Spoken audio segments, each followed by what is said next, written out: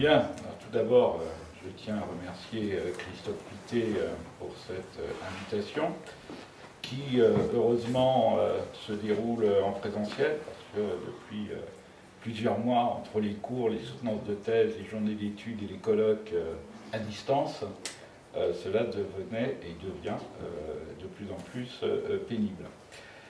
Donc je suis très heureux que cette rencontre puisse avoir lieu ainsi. Ensuite, petite digression, mais sans doute y reviendrons-nous autour de l'ouvrage collectif dirigé par Christophe Pittet, c'est que nous vivons une drôle d'expérience, celle de l'inaccessibilité, de l'invisibilité de l'art et de la culture. Alors bien sûr, une accessibilité, invisibilité relative, mais néanmoins, tel est bien ce qui nous est imposé depuis presque un an. Et pour répondre aussi à la question des enjeux de l'art, tel que cela a été rappelé à l'instant, on peut souligner que cette inaccessibilité, invisibilité, disons, relative, elle entraîne sans doute ce qu'on pourrait appeler un appauvrissement, bien sûr un appauvrissement de l'expérience esthétique, mais également un appauvrissement de l'expérience du vécu. Et en ce sens, et quel que soit le devenir, on peut s'interroger effectivement comment l'art et la culture pourront se manifester en sortie de crise, dans quel état, dans quelle situation. Cela nous invite sans doute à penser que si l'art a une quelconque utilité, c'est peut-être tout simplement de nous inviter à, non pas à répondre d'une manière déterminée, j'allais presque dire autoritaire, au défi du monde, mais de nous inviter à emprunter des chemins de traverse qui effectivement nous incitent à ne plus respecter l'ordre imposé par ce qu'on pourrait nommer le monde administré. Donc, emprunter des chemins de traverse à nos risques et périls, bien entendu, comme c'est le cas d'ailleurs pour les artistes, pour les écrivains, bref, pour tous les créateurs qui, eux aussi, défrichent à leurs risques et périls de nouveaux passages. Et donc, il me semble que, en cette période trouble, incertaine, il est plus que jamais nécessaire de rappeler que l'art, encore une fois, s'il n'est pas immédiatement, directement utile, est néanmoins, j'allais dire, consubstantiel à une certaine forme de vie, du moins si on envisage la vie comme s'insérant dans un processus d'émancipation, bien sûr individuelle, mais également collective. Donc l'art est effectivement partie prenante de cette perspective. Alors il y a une question qui est implicitement posée à travers la thématique que vous avez choisie. Peut-on vivre sans? Oui, oui, oui, assurément. On peut vivre sans. Mais que vit-on alors? C'est peut-être le point de départ de mon intervention, dans le sens où les promesses de l'art, qui peuvent être donc des promesses d'émancipation, je l'ai dit, des promesses de liberté, l'art est lié aussi à la question du plaisir, etc. Peut-être que la nécessité de l'art est de nous permettre de Et je reprends l'expression à un écrivain américain, James Baldwin. Le défi de l'art, c'est peut-être de nous permettre d'envisager, je cite Baldwin, que l'impossible est le moins que l'on puisse exiger. Donc on va partir un petit peu de là. Pour que l'art puisse effectivement nous entraîner vers cet impossible, ce que j'appellerais moi de multiples possibles impossibles, peut-être faut-il rappeler ce qu'est la particularité de l'art. Et je m'appuie essentiellement sur les propos d'un philosophe allemand du XXe siècle, à savoir Theodor Willy-Grund Adorno, qui a, dans la publication posthume Théorie esthétique, date de 1969, et pour Adorno, l'œuvre d'art, alors je vais parler d'œuvre d'art, je ne vais pas à chaque fois préciser de quel champ il s'agit, soit plastique, romanesque, poétique, musical, théâtral, cinématographique, etc. Donc, pour Théodore Adorno, l'œuvre d'art, alors, il précise l'œuvre d'art authentique. Alors, ce que j'entends par là, analysant cette authenticité de l'art, c'est peut-être un art qui, justement, ne cesse d'effectuer des pas de côté, ne cesse de créer des écarts, ne cesse de proposer, d'expérimenter des failles au sein de nos habitudes, au sein de nos repères, etc. Parce qu'il est vrai, et je comprends qu'Adorno ait eu besoin de préciser cette authenticité, il est vrai que je ne considère pas l'art d'un point de vue essentialiste, hein, c'est-à-dire que tout art serait à même de remplir en quelque sorte le cahier des charges que j'ai brièvement tracé.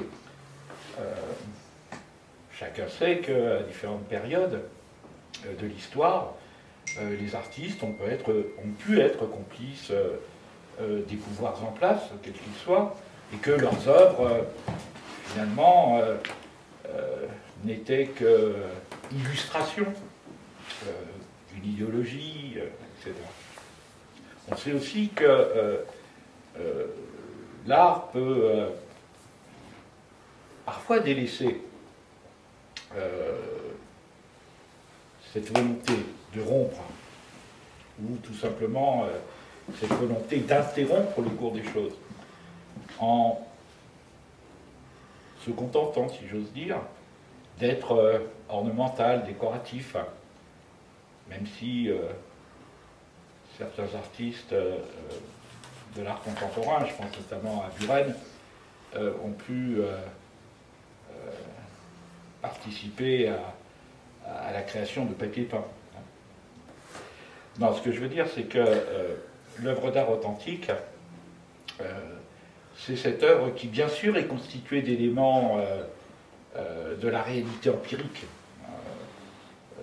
L'œuvre d'art, ces matériaux, on va dire, sont puisés au sein de la réalité empirique, ce qui reprend un petit peu le propos de Charles Baudelaire, hein, dans son fameux texte de 1863, je crois, le peintre de la vie moderne, il disait le peintre doit puiser dans la vie elle-même, la vie est n'est rien d'autre qu'un magasin d'accessoires pour les artistes, les écrivains, les musiciens, etc.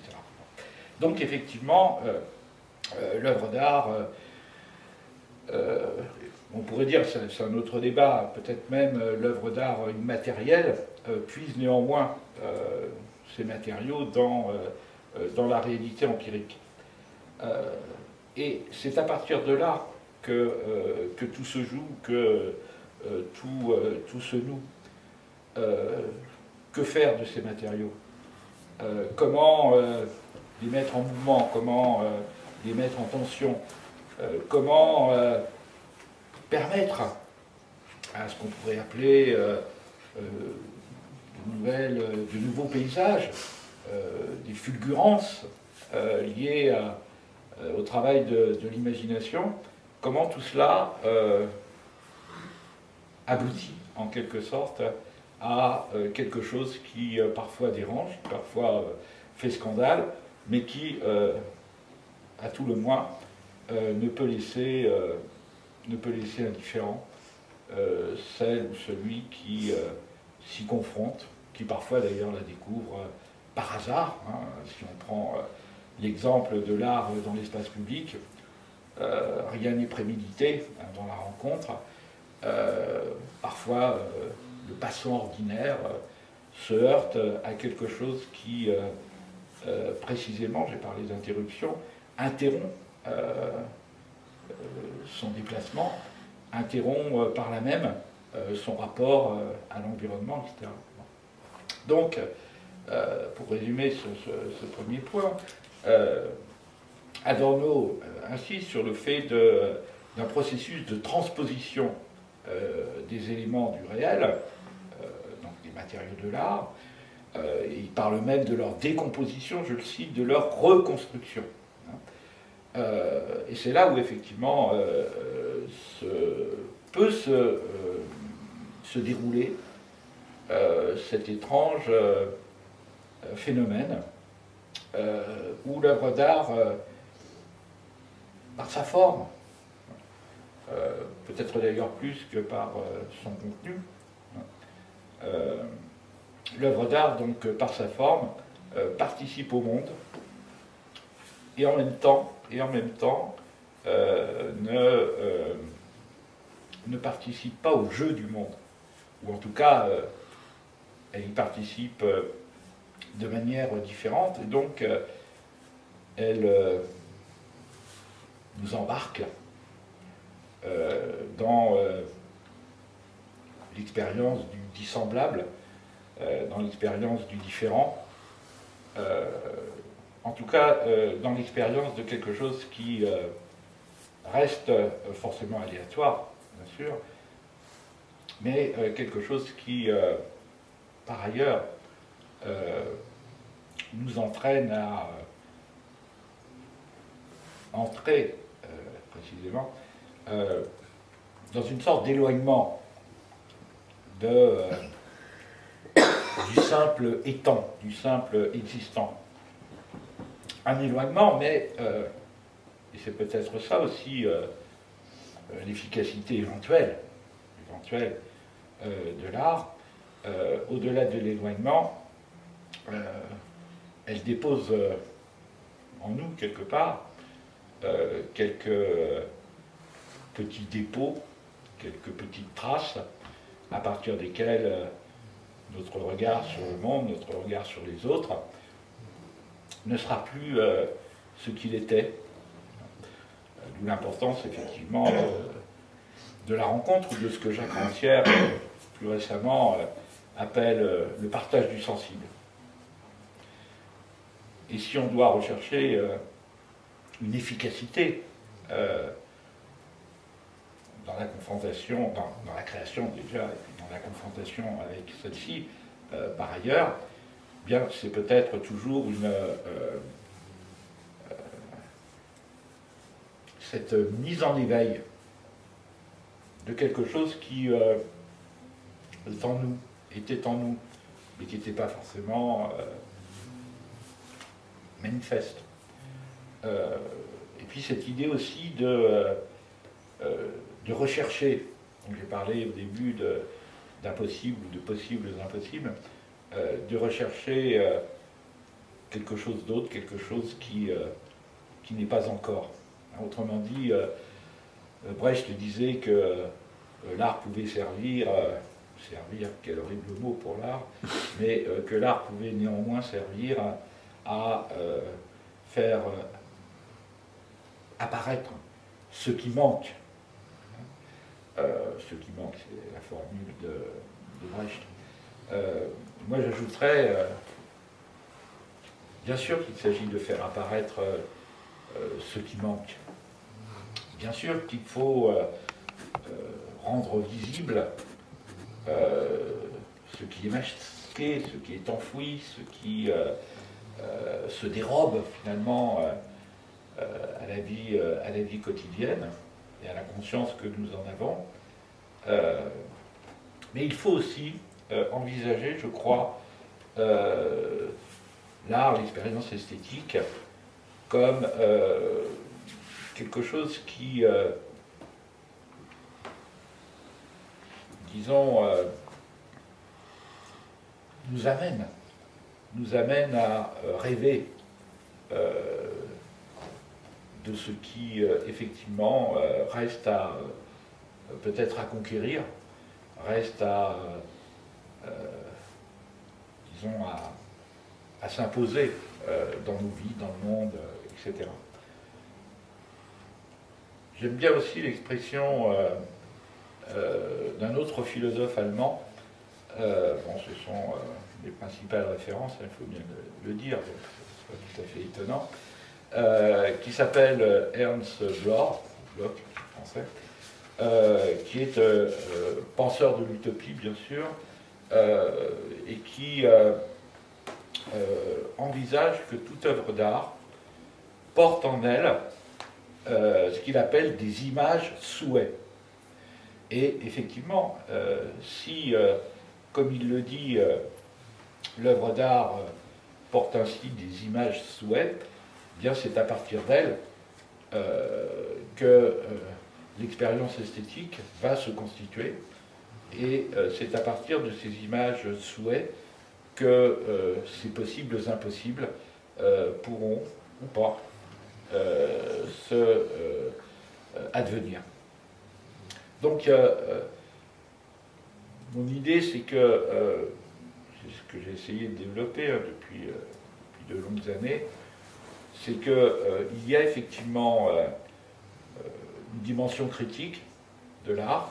Alors, quand je dis ça, je ne parle pas des œuvres qui, ce sera un autre débat, qui veulent absolument, vous l'avez dit tout à l'heure en citant l'extrait qu'il s'agirait de faire prendre conscience, etc. Rancière a bien raison de dire que, quelles que soient les intentions de l'artiste, nul ne peut dire ce que sera la réception qui est faite de son œuvre. Et donc, il est inutile de prétendre sans doute changer la vie selon Rimbaud et transformer le monde selon Marx. Là, je reprends le slogan, si on peut dire, des surréalistes. Alors, non pas que je sois en train de développer l'idée d'un art en quelque sorte inoffensif. Je dis simplement que s'il y a une efficacité de l'art, elle est toujours différée. Elle est toujours différée, elle est finalement mise en mouvement par l'expérience que nous en faisons. Donc oui, on peut maintenir le projet surréaliste, changer la vie, transformer le monde, mais en sachant que l'œuvre d'art, par elle-même, il n'est pas utile de disserter longtemps à ce propos, que l'œuvre d'art ne peut rien en elle-même. Et que s'il y a efficacité de l'art, c'est à partir du moment où les récepteurs, regardeurs, lecteurs, etc., s'emparent de cet événement s'emparent de cet événement et peuvent peut-être participer à ce vouloir changer la vie, transformer le monde, mais là encore, rien n'est déterminé, rien n'est assuré. C'est aussi ce qui fait d'ailleurs, si l'on peut dire, le charme de l'art, hein, que rien ne soit assuré, ou rien ne soit, disons, établi. Hein. Donc, particularité de l'art, et par là même, ce que je viens de dire, affirmation, et là je pense que bon, dans nos sociétés, notamment avec le développement des industries culturelles, il y a aussi peut-être une sorte de mise en cause de cette autonomie de l'art. Alors qu'au contraire, il faut maintenir ce que j'appelle, encore une fois avec Adorno, une autonomie radicale. Adorno précisait que cette autonomie radicale, dans la seconde moitié du XXe siècle, elle imposait à l'art la nécessité de résister à ce qu'il appelait les besoins du marché, les nécessités commerciales. Et donc, la particularité de l'art, elle n'a pas de sens sans cette autonomie qu'il faut défendre, cette autonomie radicale qu'il faut défendre. Puis il y a aussi un autre mot, puis je passerai à autre chose, il y a un autre mot d'Adorno qui me semble important, alors, qui a souvent été mal compris. Il dit l'art n'a rien à voir avec la communication. Alors oui, effectivement, l'art n'a rien à voir avec la communication, mais que faut-il entendre par là? Non pas que l'art ne dise rien, évidemment. L'art exprime quelque chose. Mais l'art refuse, précisément par cette autonomie radicale, l'art refuse disons, de jouer le jeu du réel, refuse toute instrumentalisation. Alors jusqu'à quel point est-ce encore possible? Là aussi, c'est un autre débat. Mais dans cette première partie, finalement, ce sur quoi je voulais insister, hein, c'est que en ébauchant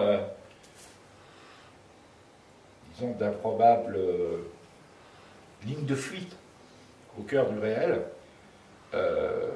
donc en exhibant cette farouche autonomie, hein, que j'évoquais, c'est-à-dire s'opposer finalement en acte à toute logique de domination, en refusant de se laisser incorporer, encore une fois, est-ce possible, est-ce toujours possible aujourd'hui, hein.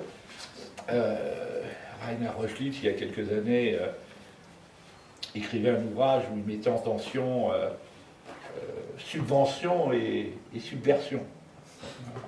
Jusqu'où Rainer Rochlitz, je vous donnerai ses coordonnées, c'était publié chez Gallimard. Jusqu'où peut-on encore maintenir ce dangereux déséquilibre dont parlait Rochlitz. Bon. Bref, l'art, c'est ce qui, je crois, sollicite de notre part une certaine disponibilité, c'est-à-dire une certaine disposition, celle de suivre ces incartades, ces frasques, bref, de nous laisser aller,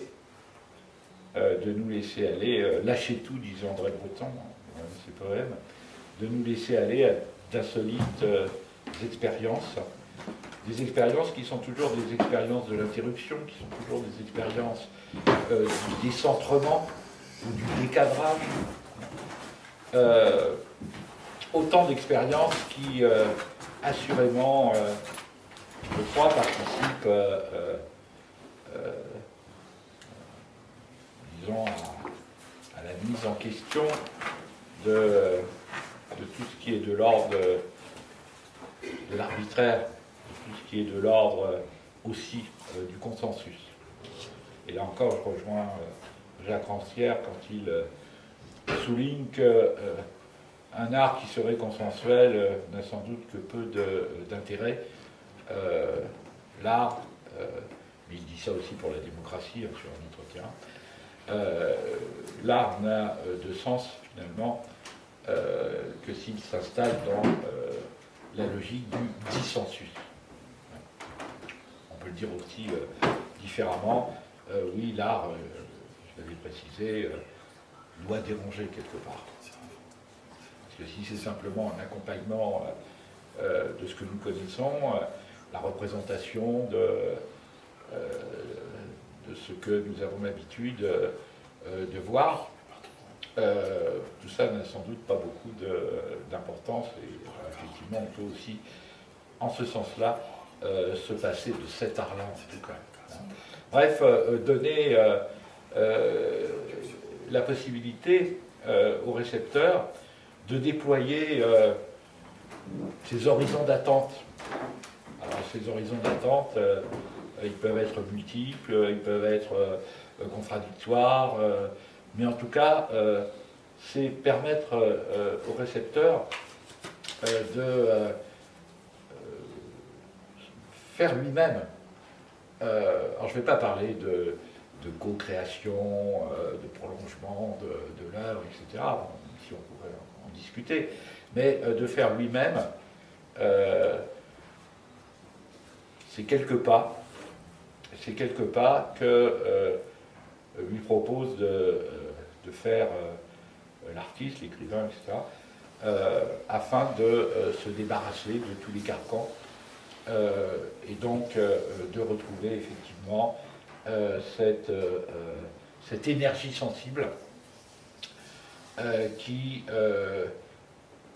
peut être pensée comme une sorte d'accomplissement ou une sorte d'épanouissement ou peut-être tout simplement d'éblouissement. Alors bien sûr, tout cela dépend des époques, hein, on ne va pas faire ici une intervention d'historien de l'art, mais on sait bien que lorsque l'histoire manifeste une quelconque effervescence, que ce soit politique, mais que ce soit aussi scientifique, etc., l'art se mobilise en quelque sorte. L'art s'exacerbe, hein, parce que les artistes, évidemment, ne vivent pas hors du monde. Hein. C'en est fini de la fameuse tour d'ivoire, dans laquelle, disait-on, ils s'enfermaient. Donc, dès lors, dans ces périodes d'effervescence, alors ça peut être une effervescence euphorique, au sens où des utopies s'énoncent, etc., mais ça peut être aussi une effervescence sous le signe de la tragédie. On a connu quelques-unes lors de ces derniers siècles. Mais dans ces périodes-là, l'art peut revêtir, je ne dis pas qu'il revêt de manière évidente, etc., mais l'art peut assumer cette capacité, on va dire, perturbatrice, pour aller vite. L'art peut assumer donc une sorte de négation déterminée, hein, dit Adorno, et en même temps, l'art peut favoriser l'expression d'une sorte d'élan utopique. Toujours cette alternative qui n'en est pas une, on parlera plutôt de dialectique entre négation et élan utopique. Bref, si l'art sert à quelque chose, eh bien c'est sans doute pour nous permettre d'ébaucher non pas l'irréalisable, mais d'ébaucher, d'esquisser l'irréalisé. C'est pas tout à fait la même chose. Parce que l'irréalisable, on serait plutôt du côté de la chimère. Quand on parle d'irréalisé, là on est effectivement dans l'utopie concrète, on est dans la possibilité, ou pas, encore une fois, de fabriquer de l'avenir. Accent réunion le. Autrement dit, les artistes et les récepteurs, chacun à leur niveau, sont, je crois, ce que Alain Badiou dit si pertinemment, sont des, je cite Alain Badiou, des expérimentateurs de l'intervalle. Et ça me convient effectivement pour définir et le travail de création artistique et l'expérience esthétique. Créateurs, récepteurs sont effectivement, je crois, des expérimentateurs de l'intervalle. Expérimenter l'intervalle, c'est effectivement prendre disons, un nouveau cap, hein, celui de s'engager. Alors s'engager, là encore, je ne vais pas développer sur ces termes qui sont très connotés, mais qui permettent néanmoins de s'engager dans une sorte de poétique de la rupture. Il y a un très beau texte d'un autre auteur allemand, décidément, qui est aussi un dramaturge, c'est Peter Weiss, qui a publié, c'est en 3 volumes, une esthétique de la résistance. Ça a été traduit en français donc, en 1989. Et Peter Weiss, donc, il a notamment participé à la redéfinition de ce qu'on appelle le théâtre documentaire à l'époque, de ce qu'on appelait le théâtre documentaire. Et donc, Peter Weiss, lui aussi insiste sur le fait que l'art nous offre donc des expériences, la possible expérience qui s'oppose à tout destin, à toute fatalité. L'art ouvre.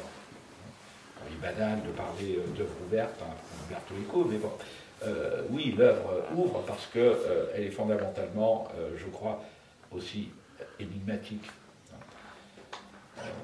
Il y a ceux qui nous regardent, les arts plastiques, et puis ceux que nous voyons. Évidemment, pour tous les arts, penser en ces termes. Et donc, pour en revenir à Peter Weiss,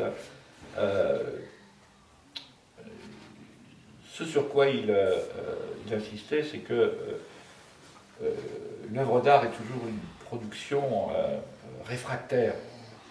Une production réfractaire, parce que justement, elle nous propose une sorte de réveil, de multiples réveils, qui pourront peut-être nous permettre d'organiser ce que un surréaliste tel que Pierre Naville appelle l'organisation du pessimisme. Donc je ne suis pas en train de définir un art triomphant, etc. C'est déjà beaucoup que d'organiser le pessimisme. Si l'art permettait cela, alors il serait effectivement incontournable et mise en danger de l'art, de la culture, etc., devrait être effectivement combattue parce que cette organisation du pessimisme, c'est aussi ce qui permet de ne pas être, disons, plombé, si j'ose dire, par la fabrication du consentement qu'évoque Noam Chomsky, cette fabrique du consentement qui, évidemment, est à l'œuvre dans nos sociétés contemporaines d'une manière pesante, d'une manière forte. Et donc, échapper à la fabrique du consentement, c'est finalement s'engager avec l'œuvre d'art dans le vacarme soulevé par une création humaine qui, bien sûr, respecte des règles, mais qui aussitôt déjoue par rapport à ces règles.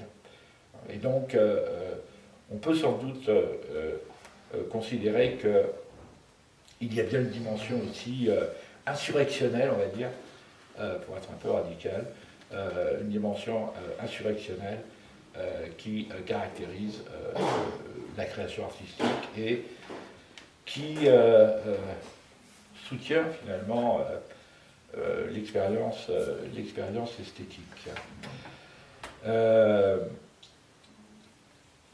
Alors, j'aurais aussi envie de dire, justement, pour en revenir à Peter Weiss, que toute œuvre d'art est profondément contradictoire. Elle n'est pas lisse, elle n'est pas linéaire, elle n'est pas évidente. C'est ça aussi l'insolence de l'art, hein, que de nous offrir quelque chose qui est traversé par des contradictions, par de la complexité, etc. Et donc Weiss disait que face à l'œuvre d'art, on ressentait toujours, on éprouvait toujours une impression étrange. L'impression étrange, c'est la citation de Weiss. Mais ce à une condition, enfin à deux conditions. Pour ce, l'art ne doit pas être assujetti à un pouvoir, assujetti à un quelconque impératif propagandiste, etc. Mais en même temps, non, je ne vais pas dire en même temps, simultanément, j'ai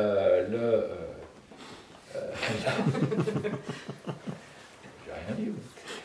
L'art doit ne pas se complaire dans une gratuité formelle, dans une sorte de gratuité aristocratique. Et donc ces deux conditions, elles sont effectivement requises pour que l'art, sans préjugés, nous permette effectivement de mettre en crise,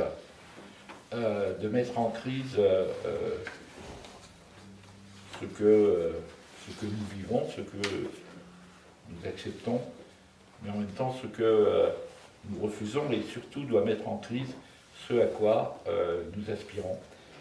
Et je pense qu'effectivement, il faut construire à chaque fois une sorte d'esthétique de l'espérance, d'esthétique de l'aspiration à quelque chose. Voilà.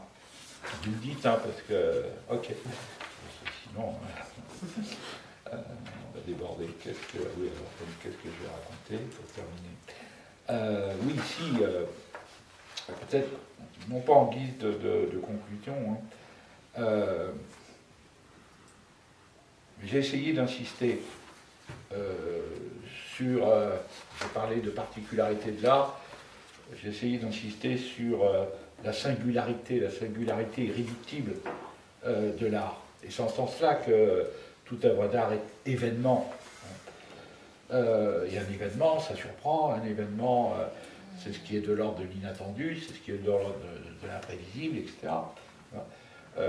Donc la singularité de l'art, son irréductibilité, se joue aussi dans le fait que l'œuvre est événement.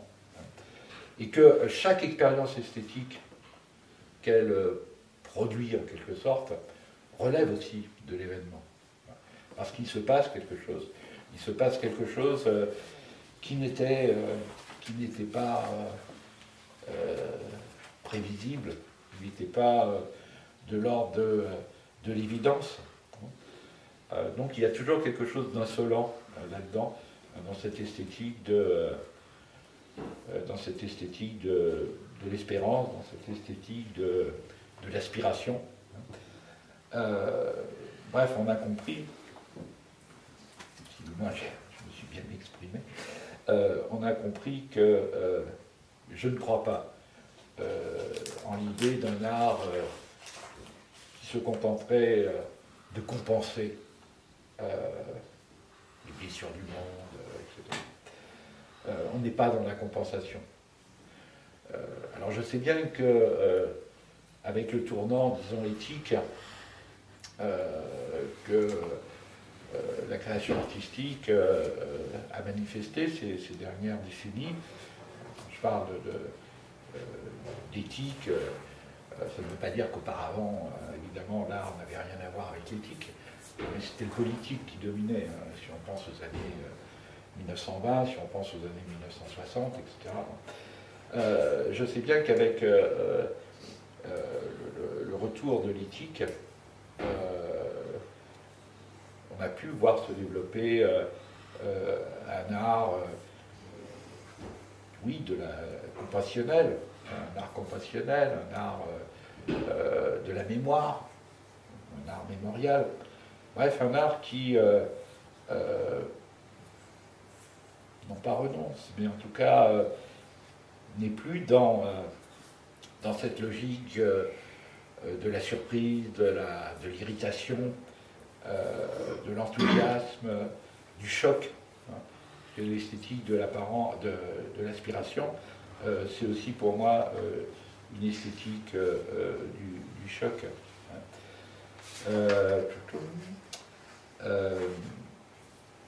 Et je pense qu'effectivement, je terminerai peut-être là-dessus, l'art est une invitation aussi à l'insaisissable, parce qu'il faut toujours ouvrir à l'infini de multiples possibles impossibles. Et donc l'art, effectivement, participe à cela. On pourrait parler aussi d'une énergie désirante, qui est à l'œuvre dans la création artistique, mais qui est aussi à l'œuvre du côté de la réception. Bref, on pourra peut-être y revenir dans la discussion, je ne sais pas ce qui est prévu, mais on voit bien que l'enjeu de l'art, c'est, encore une fois, une référence à un principe rimbaldien, d'être autre dans un autre monde. C'est peut-être ça la promesse de l'art essentiel, nous inviter et nous rendre la possibilité, la disponibilité d'être autre dans un autre monde.